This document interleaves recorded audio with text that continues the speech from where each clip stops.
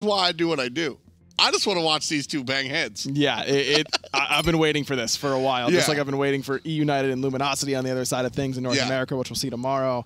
These are the sorts of matchups that you can really get excited about, whether there's a lot on the line or not. There is now, and not as much as, you know, Elevate and Valence Squadron earlier today, or Energy Rival earlier today, but still very impactful here. Yeah, and unfortunately, we won't get a 3-game set like we did just before with the Poppies and Burrito. But yeah, I mean, this is if you called me up last week or the week before and just say, hey, we're pretty bored, Dig's gonna play Obey for literally no reason, I'd say, I'm there for 12 hours. Like, I'm down to watch these guys play, you know, 10 games in a row.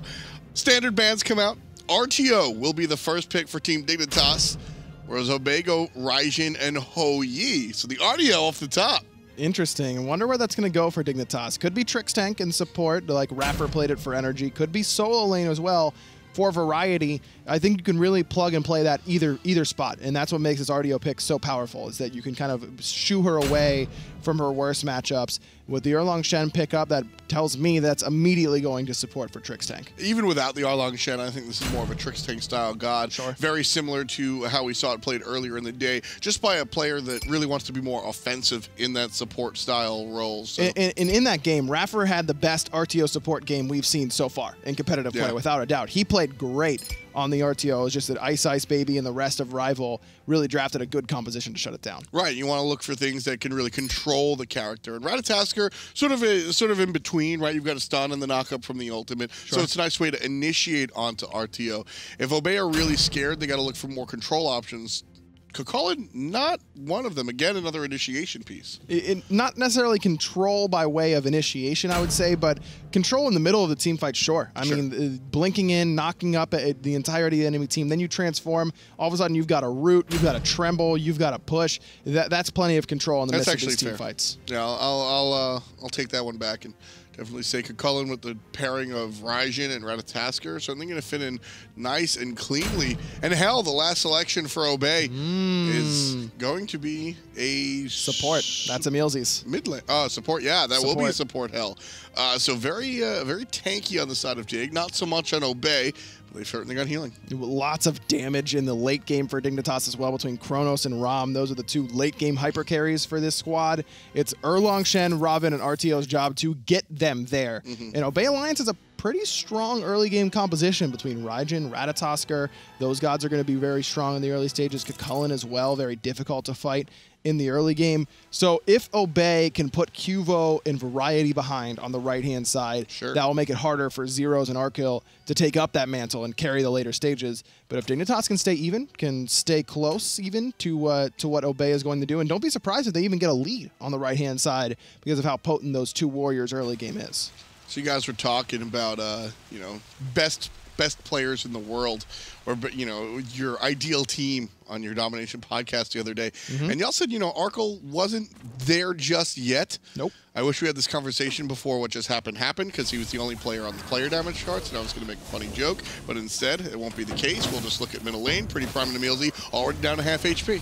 Mealsy taking quite a bit, but he is the hell. He'll be able to sustain that up pretty nicely, but most importantly, it's Dignitas with the push. That allows the mid laners to go over and try and invade on this right-hand side or assist on any invade that the solo lane jungle solo combo wants to go for. So one of the things that you know, I earnestly want to bring up is from your podcast is the praise that y'all were giving Mealsy, one of the best support players. I think that if you ask any fan at home that has eyes, ears, and a computer screen, they're going to say, yeah, Mealsy's definitely one of the top. What makes him so powerful in your eyes, Ryan? He's never afraid to try something new. He's not going to conform to what other players are playing. And when he does play what other players are playing, he's just going to do it better. I think that the combination of the thought he puts into the game and how much work he puts in there, on top of the mechanics, I think he's one of, if not the best, mechanical players in the support role right now.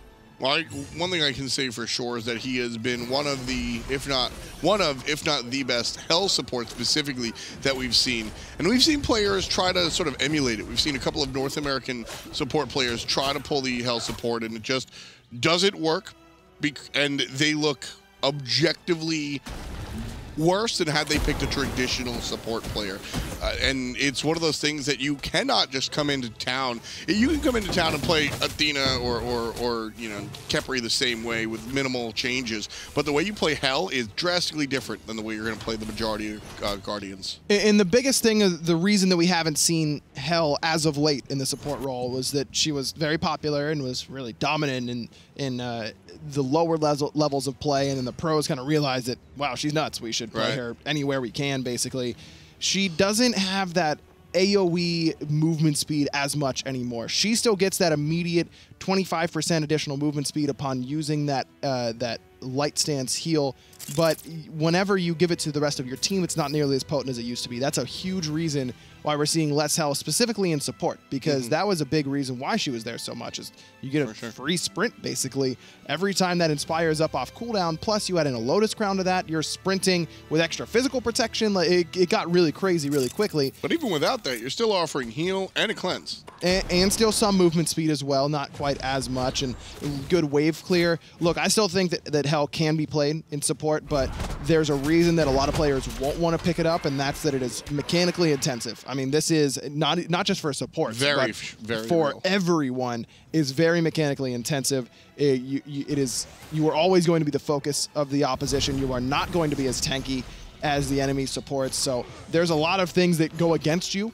as Hell support, but if Emilzy can get off to a lead, and that's the whole point of this composition for Obey. Where do they have pressure? Everywhere, except for in support. Well, you just allow Emilzy to hop along for the ride. You give him that extra farm. You give him that extra golden experience. And late game Hell, I mean, I'm sure everyone has ended up playing against one of those at some point, and it can feel absolutely unstoppable.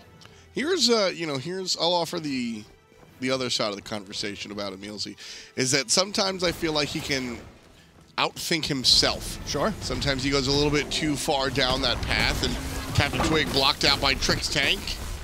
He'll be generally fine.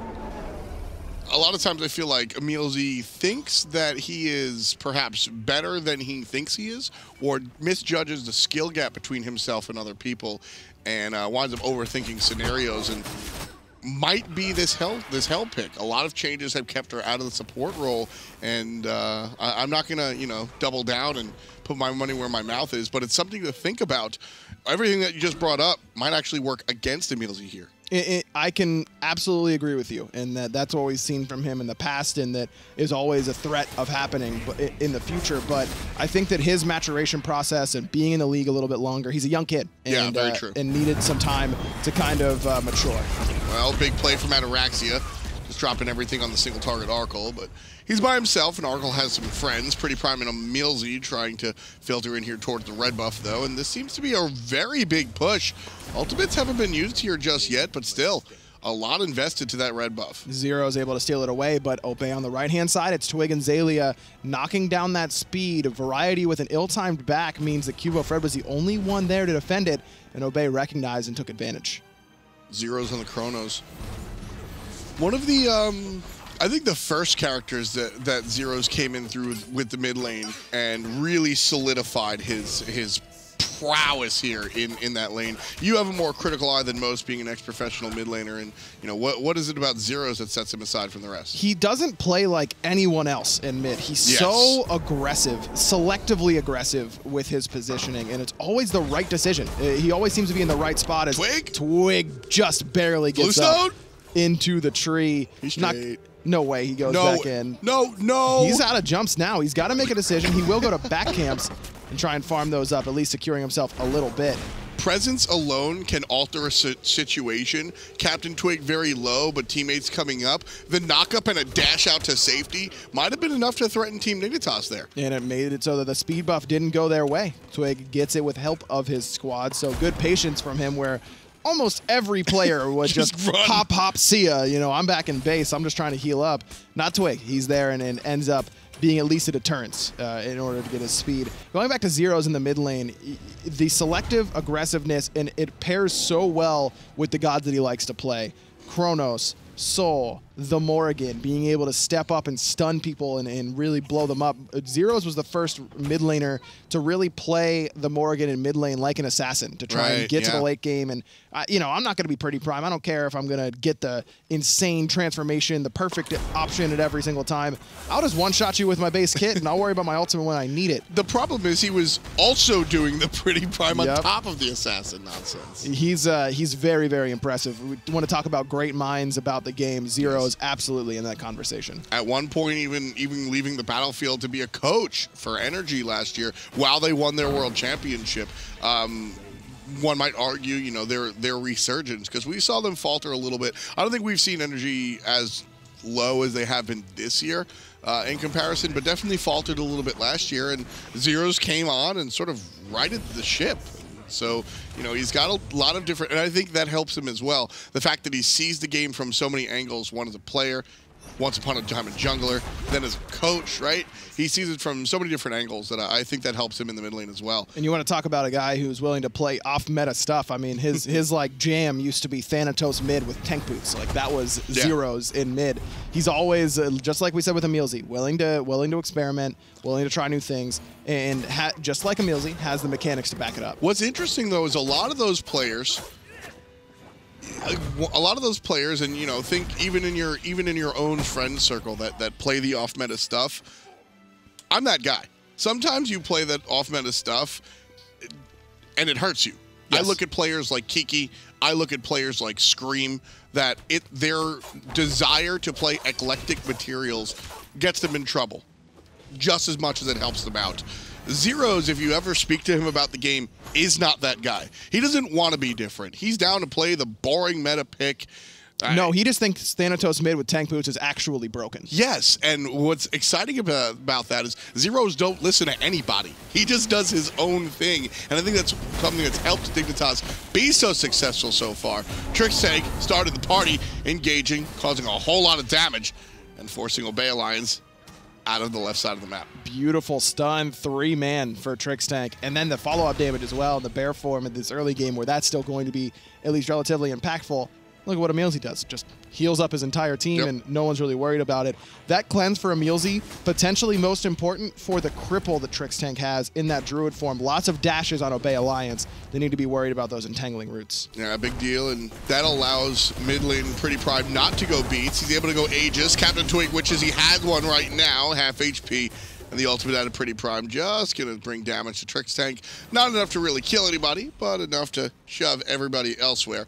And so Obey Alliance are able to maintain their 1,000 gold lead. This is one of those situations where both teams are telling themselves, all right, let's just get to late game and we insta-win because of our draft. Obey is saying it because they've got a hell, and they can really just get to the later stages and heal everything, sprint away everything, and do enough damage and not worry about what Dignitas is putting out. Dignitas is saying, yeah, we insta-win late game because we've got plenty of peel, plenty of initiation between their warriors and Trixtank on the RTO, and then they've got Kronos and Rom. They're both right. Neither team who's saying we can win late game is wrong in this selection. Now, I am a little bit worried about Emilzy on the Hell and how impactful those heals are going to be in the late game, because Kronos and Rom do so much damage that they don't really care about how many heals you have, because they're just going to 100-0 you anyways. So if Emilzy thinks that he can just out-heal all the Kronos damage in the later stages, that's probably not the case, but Dignitas is going to need to all in these team fights, and if they don't get that initial pick, that initial damage to force someone out of the fight entirely, then Obey is going to just out-sustain everything else they can do. And we're going to have to see some early and often healing reduction coming out from Team Dignitas. And again, I liked what we saw from the energy set earlier on with the Ankh. I'd like to see Cursed Ankh for Team Dignitas as well. That would allow the all-in to truly be all-in, because 1-2 hell heals throughout a team fight, especially with the targeted one with the magic missile, you're going to be able to sustain somebody in a team fight while Dig is going all-in, as long as it's not 5-on-1. So keeping that in mind, certainly something that, you know, Dignitas have to be aware of, and I'd like to see it I'd like to see the healing reduction happen sooner rather than later. I expect Cuvo Fred's going to be going for Brawler's Beat Stick with that mace item that he's working on right after the boots for the Robin jungle. It's excellent on Robin jungle. It's cheap, it's power, it's pen, it's the anti-heal as well. And while CDR is really impactful on Robin because his ultimate is on a fairly short cooldown already, you can use it more often. Plus, getting overhead kick up as often as possible is really critical to staying alive as Robin jungle.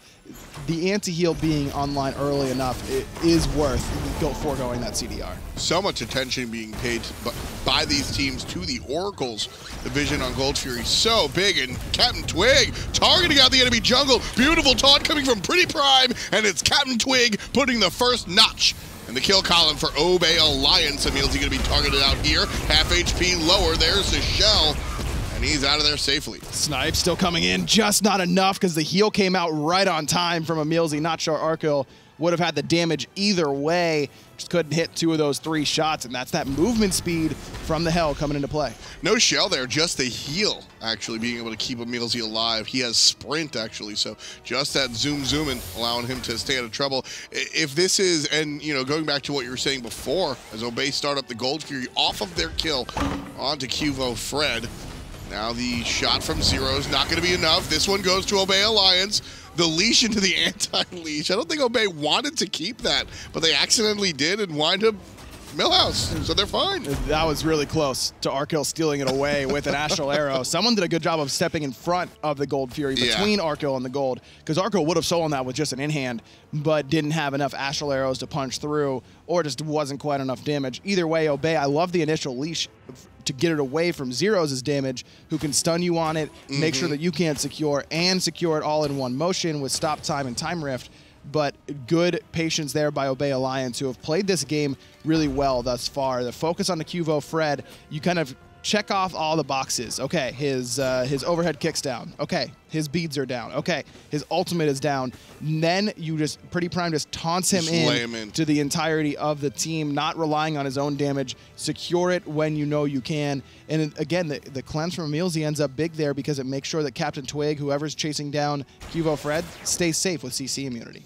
Side note again from the Hell pick, Cuvo Fred is dead there, and that's a big part of the reason why Obey Alliance are able to go towards the Gold Fury. But the reason that they're able to do so is because they have an extremely high damage support.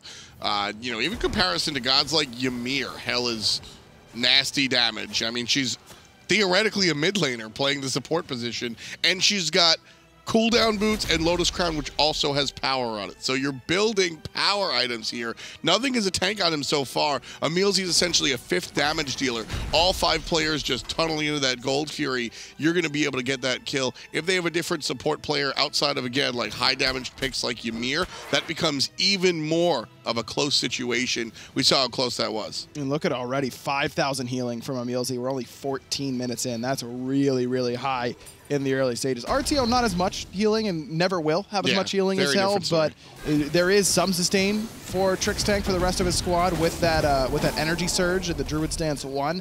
Not going to be able to match anything Hell puts out. And I love that whatever option Emilzy goes for here in this next item slot is going to be really, really strong. It could be Shogun's, which gives him MP5 and increases the rest of his team's attack speed, which is going to be impactful. But the MP5 mostly for Emilzy himself. He could go Oni's, which allows him to get some damage mitigation whenever he hits an enemy god, which he's going to be doing a lot of as Hell, because he's going to be in the thick of things if he's doing damage with the Dark Stance abilities. Or it could be Genji's Guard, which means that whenever he gets hit by a magical ability, all his cooldowns are going to be reduced, and Hell just needs cooldowns in order to stay alive. That's all she really needs. Any of those 3 options going to be perfect for what he's playing. I love Genji's, and I like this play from Captain Twig, landing on the back end, popping up Trix Tank, and the rest of the team is going to put him in the ground. Ataraxia gets kill number 2. Pretty Prime getting sniped out by Arkill all the way from the mid lane, and Zero's being chased out by Captain Twig. Portal Demon 10%, the 5-on-4. Power on the side of Obey Alliance, and now it's Captain Twig, half HP, being chased out, does have Thorns, but Thorns does not seem to run the game. He's going to be chased out by the enemy team. Again, 10% HP on the Portal Demon. Obey Alliance battling with it. Battling with Team Dignitas. Zero's over the wall, can't find it. And that means the Portal Demon likely to go and will the side of Obey Alliance. Love that play from Obey again. Zalia's completely healthy, so he will just stand in front of everyone from Dignitas, who's all about half HP, half mana, no ultimates available. Zalia knows he's completely fine, and even if he isn't, Emilzi's right there with some heals, with some extra protection. He can be safe to stand in front of everyone else, and Obey is juggling the aggro of the Portal Demon back and forth, just trying to stay up all healthy enough to wait for Emilzi's next heal. This has been really impressive so far from Obey. It's very clean is the word I want to use. Just looking at the way they were able to topple the Gold Fury on the left side and the way they were able to take the Portal Demon here on the right side, the windows of opportunities are, I mean, extremely small. We're talking about a hair of opportunity, and Obey Alliance are able to just squeeze on through and go ahead and achieve the situational victory. And it is Genji's for Emilzi, so that it also gives some cooldown reduction, which synergizes very well. This is definitely the best of the three in my mind, because it also has that MP5, 40 MP5, which is really, really high for an item. So now all those mana problems that Hell usually has to worry about, not nearly as much of an issue. Raw HP as well is also important, just on top of the protections when it comes down to, it's a very mathy conversation, but raw HP and protections need to be balanced. And the fact that Emilzi's lacking physical protection with this build overall, not a lot from Lotus Crown. Keep in mind that he's giving himself extra physical protection whenever he uses the Light Stance Inspire or that Light Stance 1 as well. Well, Captain Twig going to get stunned out and hit, but the rest of the team in tow, so Team Dignitas doesn't want to really worry too much about the ensuing team fight. And this is where building tanky for characters like Raijin for Pretty Prime is really good, because having that extra health, extra protection, if you could stay alive at 10% HP, but you'd normally be forced out of the fight, that's great now because you've got a healer on your team to keep you healthy. So building tanky, like what Twig is going to do on the Ratatosk, or like what Prime has gone for with the Hide of the Urchin, is even better when you've got a healer like Hell. And it's supplemented by one of Prime's favorite items, the Doom Orb. You're getting basically, I don't know, 175, 2 items worth of power out of this single item. So I like the Hide of the Urchin as well. One more time, Gold Fury being aggressed on by Obey Alliance. This time, no advantage either direction. The team fight is what they're looking for. It's Team Dignitas powerful on the top side, not so much the bottom side. Kilo Fred chased out of the team fight. Obey Alliance all trying to look at Drake's tank. That's the wrong target. Zero's a variety wrapping around the right-hand side, looking for the mid laner, but it's the mid laner that's doing the business right to Cubo Fred. Team Dignitas still without a kill. Dig did so much damage, but Emilzi's healing everyone up. Tricks again into the back line, but Ataraxia is ready for him. Zalia's going to find Arkill as well. In what was a great fight for Dignitas at the very beginning, Hell happened. Zeros will put Dig on the board with Zalia zoning a little bit too aggressively, but Obey's going to take that every day of the week. Another Gold Fury goes for them. 12,000 healing already. And this is typical Obey, man. Everyone, you know, Hell's bad in support now. It's not going to end up working out. What does Emilzi do? He comes in, he's carrying this game. That's also 5,000, 0 to 5,000 of that healing happened in that team fight. We didn't check it right beforehand, but the last time we checked healing on the right side of the map before that, right after that Portal Demon fight, he had about 6,000. Yeah. So you're talking like 5 grand, maybe realistically 4,000 healing in that team fight alone. Multiple lives saved, multiple HP bars worth of healing there, just for Emilzi off of this Hell selection. And, you know, Team Dignitas, Obey Alliance, we're looking at the objectively wrong target. Tunneling it on the tank is never correct, and you can ask anybody that is one of the rare yes or no answers in Smite. But even taking that to the test, they wind up positive because they funnel everything in and they just keep healing and they keep killing. And Pestilence, the selection for Trix Tank right after Jade Emperor's Crown, that's some much needed healing reduction for him. But he's gonna need to be near Emilzi and whoever's getting healed in order for that to be effective. Which that's not a problem though. RTO's a character that wants to be in the thick of things. That's true, but if RTO's in the back line near Emilzi and Cubo Fred's in the back line near Emilzi and Variety's in the back line near Emilzi, then who's near Zeros and Arkill? And someone's got to peel Captain Twig and Zalia off their back line. They both have. If they want to stay safe. So one of the things that I've always liked about this Team Dignitas draft is that Zeros and Arkill have self-peel and I don't even know the term for itself. Like, they can both throw caution. Help, I have a little bit of heal for myself. I've done it. Now I either, if I'm Rom, I go into the sky, or if I'm Kronos, I hit rewind. Both of these targets have, like, immunity, I guess you would call it. Sure. So my point is they can call for help, and even if help doesn't arrive immediately, they can last long enough for help to come to them. Dignitas sticks to this draft intentionally because of that, and I think that does help Trixtank be a little bit more pushed forward. It does, but I'd still like to see Variety go for a Pestilence as well, and it looks like that might be his choice right after the Mystical Mail, looking towards that Talisman tree. Ooh, this time the numbers are on the side again for Obey Alliance. Variety taking a big bunch of damage. Captain Twig in the sky looking for the fall down. Arkle shooting out onto Pretty Prime. Not using that for later. Two-man knockup coming out from Captain Twig. The wraparound is big from Xayah, and it's Variety. Not even low enough, but the shutdown from the Hunter. Ataraxia drops the Suns and zones away everyone. No one can get for Variety, so Prime is going to be able to pick him up. And does so with the offensive leap, putting down the the solo laner, the ex-teammate solo laner. Man, that was such a good ult from Ataraxia. Normally, Hu Yi Suns is one of those things you just kind of throw down and it kind of helps. It's not a big impact. Hu Yi Ultimate wins that fight for Obey. Also got to give a shout out to Captain Twig. He gets into the back line, knocks up 4 members, and then just kind of keeps everyone busy. But Ataraxia's placement of that Suns Ultimate locks Variety in, makes it so that his only escape is through the Suns, but if he gets slowed there, he dies every time because he's so low already, and kept everyone else from Dignitas out. This is a really big moment. Fire Giant being aggressed on by Team Dignitas.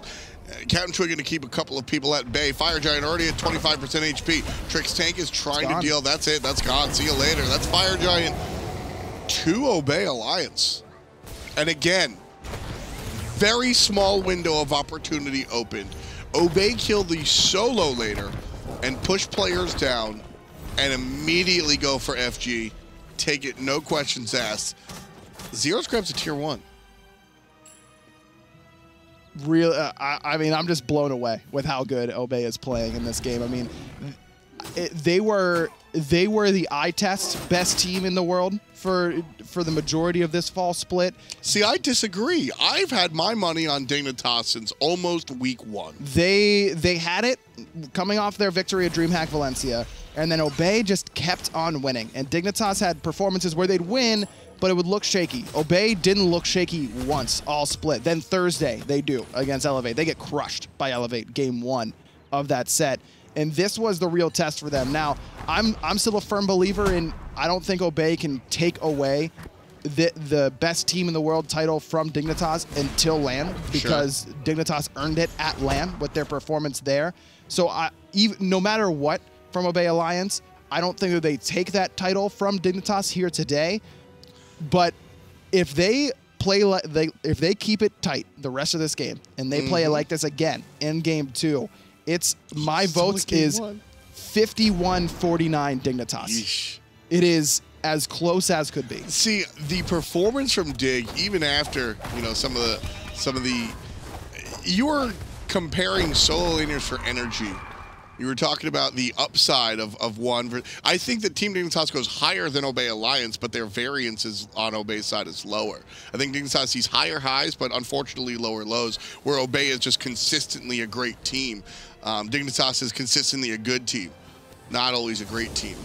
And that might be the issue here in this direct matchup. Oh, you're just toying with them at that point. Take the Gold Fury, boys.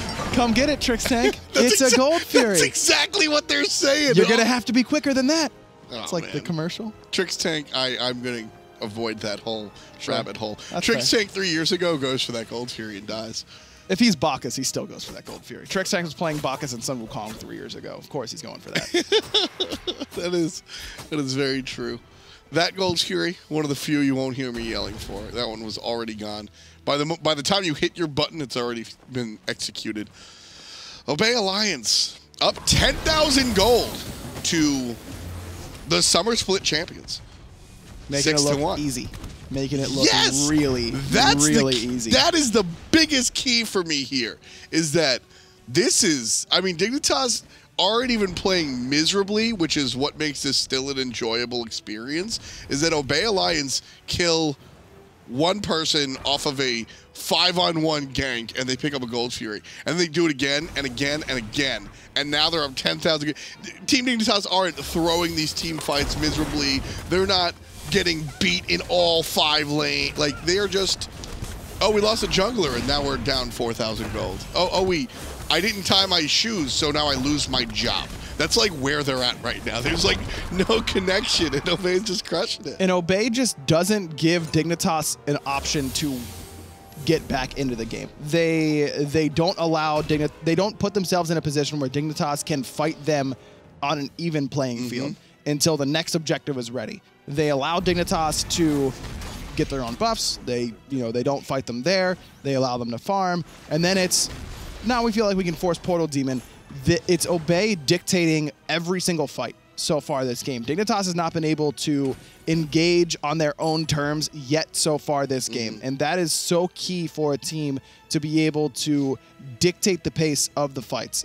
We want you to, if Obey is going to get engaged on, it's because they wanted to get engaged on. And the only time that hasn't really happened is on the top right side where Captain Twig almost died. He almost fell for first blood. He gets up into the sky and then Obey defends the speed buff. That is the only time where Dignitas has been the aggressors in this game. And Twig getting away with 1 HP and then being able to secure speed with the rest of the squad is actually a massive turning point in this game, because if that first blood goes to Cuvo Fred or even Variety on that right side of the map, that is so much more pressure for Dignitas. The fact that Twig sticks around in the ultimate, the fact that he lives in the first place with less than 100 HP is a massive reason why we see Obey in the spot they're in. And they're just not letting go. That's very, very scary. One thing I do want to put out for Team Dignitas is that they do have 1 kill, and I think that for this team specifically, there's a very big difference between shutting them out and letting them get 1 kill. They are a momentum-based team without doubt, but I don't think that I think they've lost that tilt potential. I think that when this team was first formed during the spring, I agree. They're a bunch of very emotional players, and if you beat them really hard and shut them out, like you mentioned, then you may as well have already won game 2 because of how angry they're going to be and how they won't be able to focus for the next game of the set. I think that this team has matured to the point where that doesn't worry me at all anymore. I think that they're still in game 1 because they have a kill. Yes. I think if they are scoreless here, they're tossing in the towel. I think that the single kill for Zeros, as silly as it sounds, and it might just be because we know these guys inside and out, 100% Team Dignitas view this as a winnable game. Tricks take Raccoon around the back, looks to help that out. Emilzy down to 10, down 10%, but he'll be able to heal up. Up to the sky goes Arkle, looking for the shots. Ataraxia is taking some damage, but it's all distributed. Nothing is single target. Obey Alliance is going to take a step back, heal, breathe in, and exhale. And get the tier 2 tower without much contention anymore. And look at those health bars. They're going to be ticking up real quick. They're full HP. Nothing Dignitas did there mattered. 3 ultimates expended. 1, 2, 3, 4, 5 different relics used. Nobody's dead. Nobody's even hurting. Fire Giant's being got by 3 people while the other 2 punch down a Chronos. Team Dignitas might think this is winnable. Do you? I was going to answer that myself, but I don't want to get in trouble, so I threw the trouble onto you. Fair enough. Yes, I think if they pick off Emilzy and allow Zeros to just kill the whole team, then yes, it is still winnable. Do I think that's going to happen? No. I think that Obey has been playing too reserved and too intelligently to allow that to happen. Emilzy has done 10,000 more healing than anyone has done player damage this game. I mean, that is, Ataraxia is on top by a fairly significant margin, and Emilzy's still doing 10K more healing than he's put out. So you look at Zeros, Trix Tank, and Cuvo Fred's damage. All of those put together is like 1,000 more than Emilzy has healed so far this game.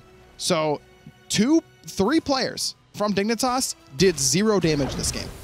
Well, when you put it like that. Obey Alliance barking down the middle lane. 5 players strong. Trix Tank taking a little bit of poke. Variety here up in front. Nice defensive structure coming out from Team Dignitas, but Obey Alliance now looking for the onslaught. Trix Tank brought down to half HP. Ataraxia chased. He's pretty low. Half in trouble. Here he is, and that's the kill they need. Hugo Threat gets one out of the enemy hunter, but he's going to trade his life for it. 4-on-4. Zelia credit for the kill on Ataraxia. Phoenix still pretty healthy. 80% HP. No ultimates on the side of Obey Alliance. Zeros and Trix Tank still have theirs. Not sure that Obey can really go for this one. They lost their hunter. Zero's got to be careful, though. Lots of damage coming out of Pretty Prime. Zero's needed that ult. Zero's needed that ult. Without the Chronos on board, Obey Alliance are going to take down Arkle. Trix Tank has his ultimate up because Trix Tank don't have an ultimate. He's a stand switcher. And with those kills, that opens the doors for Obey Alliance. The middle lane Phoenix is going down. All right, he's up. But you know what? You know what? They had a smaller window looking for the Gold Fury and the Fire Giant. That's that. Game 1. Honestly, Dignitas, that started off as well as it possibly could have. Ataraxia didn't have his Aegis because of the fight under the tier 2 tower on right from beforehand. Good recognition from